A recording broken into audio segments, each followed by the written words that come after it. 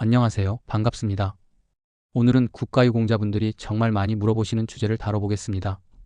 보훈처에서 보훈보상금을 받고 있는데 기초연금은 깎이는 거 아닌가요? 보훈보상금이 있으면 기초연금 못 받나요? 이 질문 참 많습니다. 오늘은 보훈보상금이 기초연금에 어떤 영향을 주는지 정리해드리겠습니다. 1. 기초연금의 기본구조. 기초연금은 65세 이상 어르신 중 소득인 정액이 일정 기준 이하일 때 받을 수 있습니다.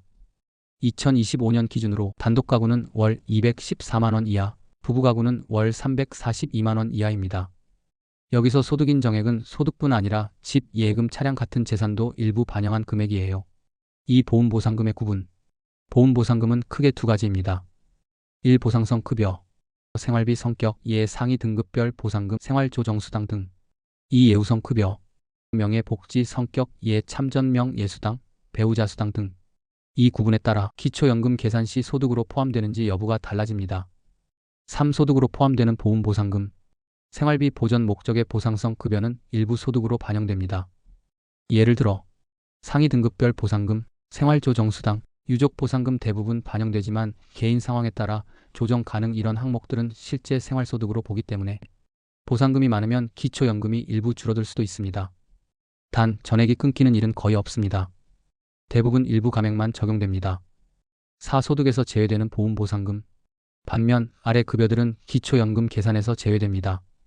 참전명 예수당, 배우자 수당, 유족수당, 간호수당, 진료비, 장례비 등 실비성 지원금, 교육대부 지원금 등 복지성 급여.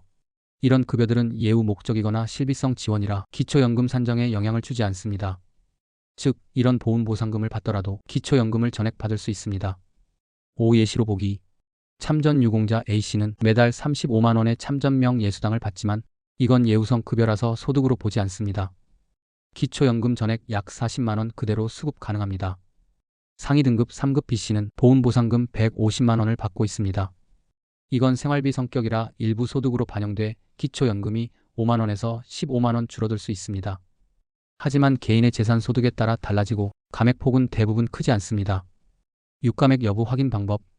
정확히 알고 싶다면 주민센터나 국민연금공단 1355에 문의하세요.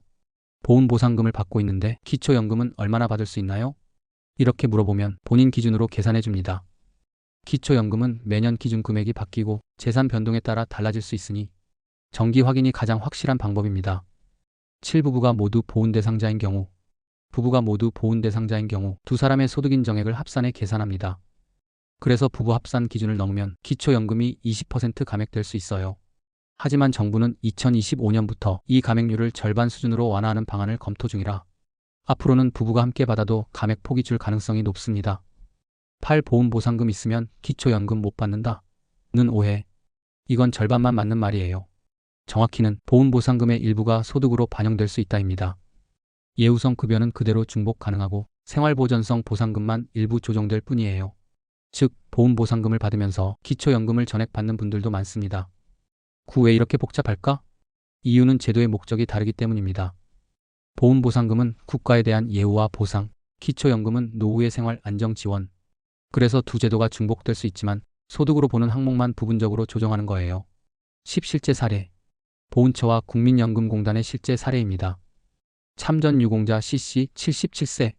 참전명 예수당 35만 원과 유족수당 20만 원 소득 제외. 기초연금 전액 수급. 상위 등급자 D씨 74세. 보훈보상금 180만 원 일부 소득 반영. 기초연금 일부 감액.